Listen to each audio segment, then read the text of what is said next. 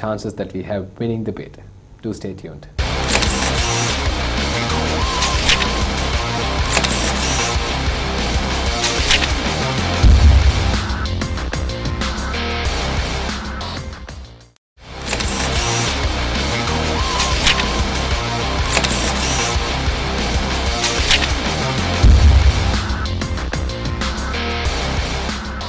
Hello, good evening and welcome back. You are watching Game On with CS, and well, today's special guest is Mr. Nalin Attygalle, who is the CEO of the Commonwealth Games Hambantota 2018 and a professional marketing and management consultant, and also a past president of the SLIM and former chairman of Sri Lankan National Sports Council. Well, we were talking about the bidding process and why Hambantota and what are the benefits we have. Well, emphasizing more on that topic, Commonwealth Games, soon after the World Cup, Cricket World Cup. Actually, Cricket World Cup is a world-class top event. But in most of the countries, European countries as well as including Australia, Commonwealth Games is considered as a B-grade event. So why choose Commonwealth Games? Yeah, if you look at multi-sports event, now cricket is a very popular game within the with limited countries, cricket playing nations. But if you look at on a multi-sport situation, Commonwealth cannot be graded as down because it's next only to Olympic in the participation and the athletes are concerned. And why we thought, okay, South Asian Games we held, so we had that experience, and we don't need to bid for the South Asian Games again. By rotation, we are getting the South Asian Games in 2016, towards end of 2016. So we thought, okay, since we have this opportunity, let's show the world Sri Lanka can do this. So next is maybe we look at even a bigger picture than that. Now, sometimes people used to ask me also, are you crazy? I mean, can we do this? My personal motto is nothing is impossible.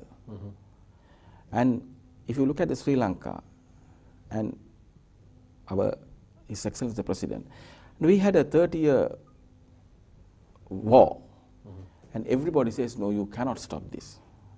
I mean, that's a fact, and I don't need to repeat it over and over.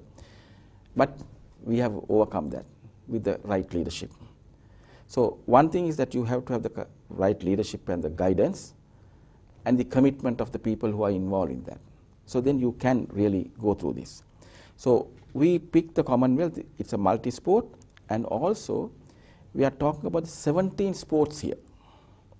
17 sports which we have put in our bid book. I will talk about the bid book and how the lodgement happened, etc. Also, these 17 sports are going to give really a facelift and a real life of that. And the country today having 56 sports associations. Now, out of 56 sports, we can't put entire thing. The Commonwealth Games Association UK has given certain mandate. Okay, these are the sports that you can get into your situation even as a host country. So out of that only we have picked this particular sports. And that will give a real boost, and not for us as the current organizers, for next generations of generations. Okay, 50 years, 100 years down the line, you have this infrastructure. To utilize the facilities. That facility can be, I mean, that is why now also the other thing that people used to ask is, okay, do we have the know-how to do all this? I must state here, during my one of my visits to get the international federations consent to the entire games to be held in Sri Lanka, within about 3 to 4 days, I sat for 30 odd meetings with these people to get their consent. For an example, let's take, if it is okay, let's say hockey. Hockey, like our federation here, you have an international federation. So they have a technical data, they have the specs. If you don't have the grounds according to that, they will not give their green light, green approval to proceed. And all that we have, at this particular moment, we have taken all of that. And our bid book consists of that. Now, as I told you, to talk about this bid book is 50 to 60,000 words and 260-page document, which is a very, very comprehensive document which Sri Lanka in this aspect never done this kind of a exercise. And I must give my credit to the entire team, our organizing committee led by the Honorable Mahindananda Alutgamage, Minister of Sports, and the Governor Ajit Niwat Cabral with the Honorable Namal Rajapaksa in the committee. Why didn't you tell us who was the rest of the team actually?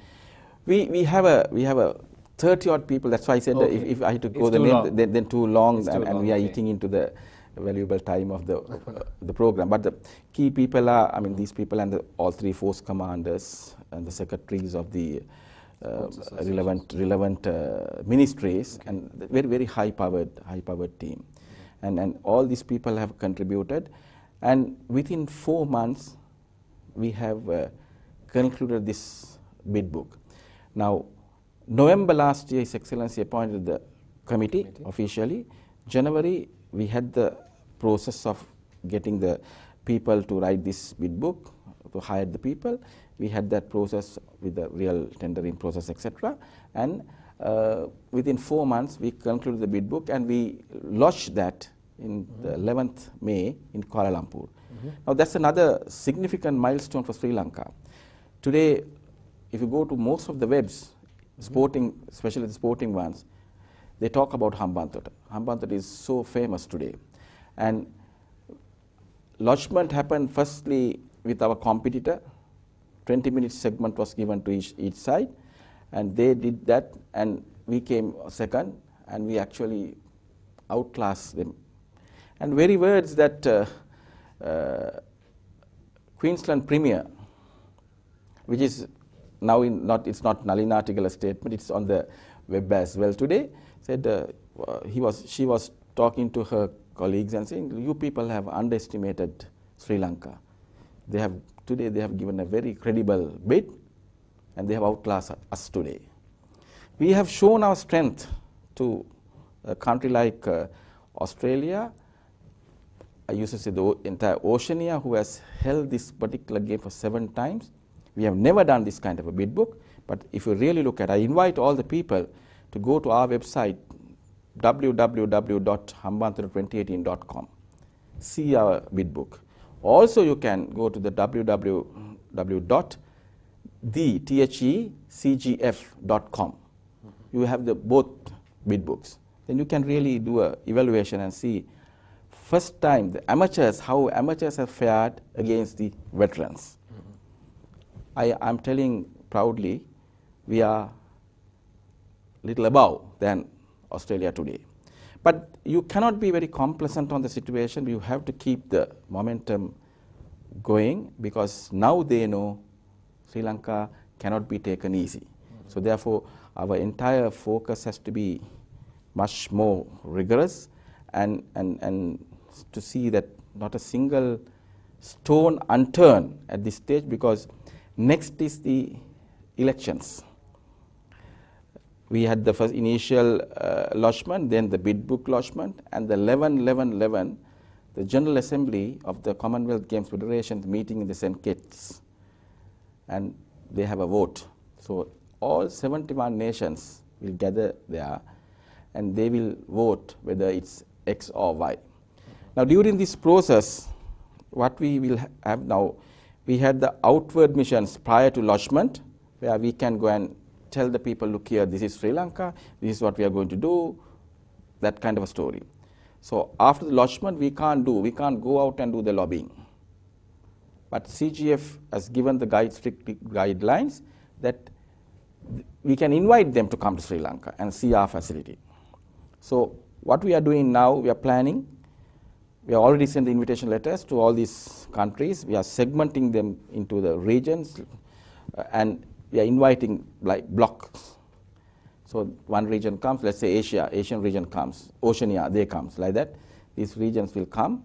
And you'll be inviting the Australians as well? Of course, Oceania, Australia will come. Then we will take them to Hambantota. We are not going to hide anything. We have spelled it out very clearly what we are going to do. It's a greenfield exercise, true enough. But the most unique things in our bid, in the history of the Commonwealth, this kind of a cluster has never happened. One place, over 2,000 acres, one place, you are going to have 15 sports. It's a walking distance from this venue to the next venue. It had never happened. That's one of the important USPs that we have. And this has been commended by the great sportsmen. In fact, the Chief Executive Officer of the Commonwealth Games Federation, Mike Hooper himself said, well, this is unique. If you do this, you will go in the history.